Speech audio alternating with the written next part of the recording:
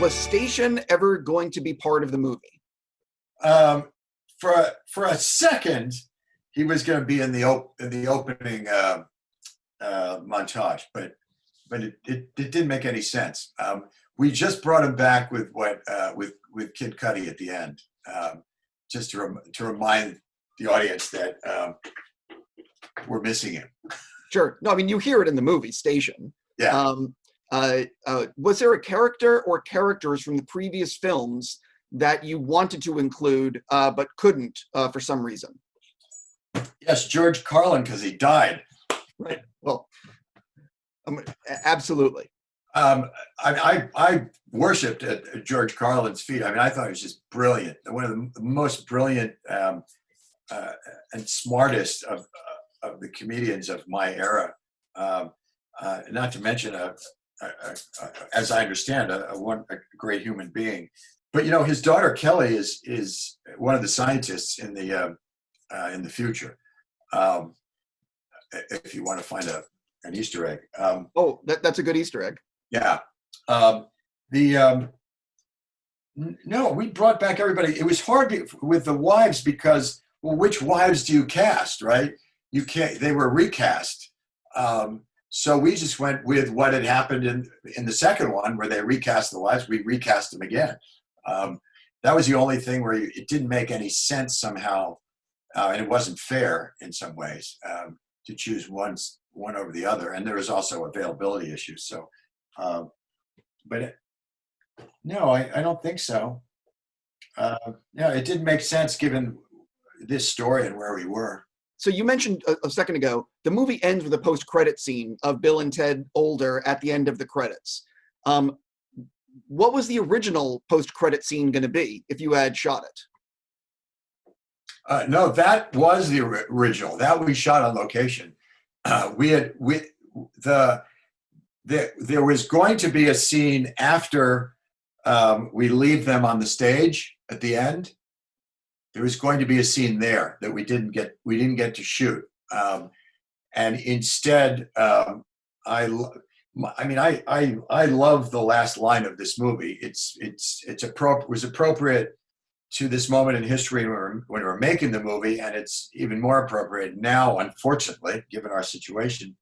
You know, it wasn't the song so much as that everybody played it together. And that's what that movie basically ends up being about. But that was originally the scene was the same. It was the same idea, but the scene was different. But the post-credit scene was always meant to be there. We shot 3 or 4 of those. We just improv them. We just kept improvising them. Got it. They were all hysterical. Yes, that scene is also a great way to end it, the way you have it at the end of the credits. So one of the other things that I was curious about is Anthony Carrigan's character has sort of been kept under wraps this entire time. And to me, it's not that big of a deal as character. What was the motivation from you guys in the studio to keep his character under wraps? Well, I think we didn't want to give away his transition, you know? Okay. Because it was too much fun. It's fun to watch him start out as this threatening killer robot, and then start to transition into a human. So we just didn't want to. It's like you give the danger of all these trailers is that they give away every story point in a movie, right? So there's no surprise for anybody anymore, and. I think every filmmaker fights this when it comes to selling a movie, and every studio wants to put everything in there to get everybody into the seats. But there's that balancing act, and Orion was really good at listening to us and trying to keep a balancing act of not, giving too much away in that trailer. But if I had my druthers, I just have a teaser and leave it at that. Well, I've had this conversation with many, many directors about the marketing of movies. And I do think it's cool that there's a character that no one knows that will, as you push play or watch it in the theater, you'll see something you had no idea was coming. Yeah, that's right. you got to save something. Yeah, no, completely. So I would imagine there was a lot of bands that might have wanted to contribute. How did you guys decide on the soundtrack, and ultimately, how did you decide on what song was going to be the thing that saves the universe?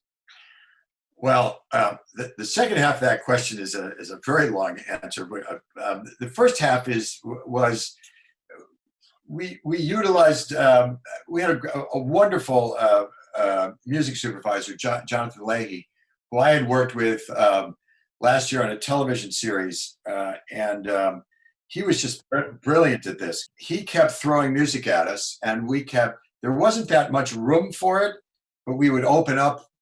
We knew there was places where, like when the booth is traveling, things like that, where we could utilize songs rather than score. So we were looking for a balancing act. And some of it came ahead of time, but most of it came in post. Most of it was John throwing us discoveries. And there were some phenomenal ones, I thought. The last one was that song they play at the wedding, which I just thought was just wildly great. But as far as the song that saves the world, yeah, I think for 7 years I kept saying, we better get this song.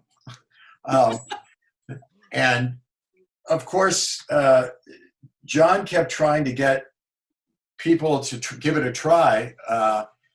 And then we didn't really hit it. And so I had to shoot it without the song when I shot the movie. But we played back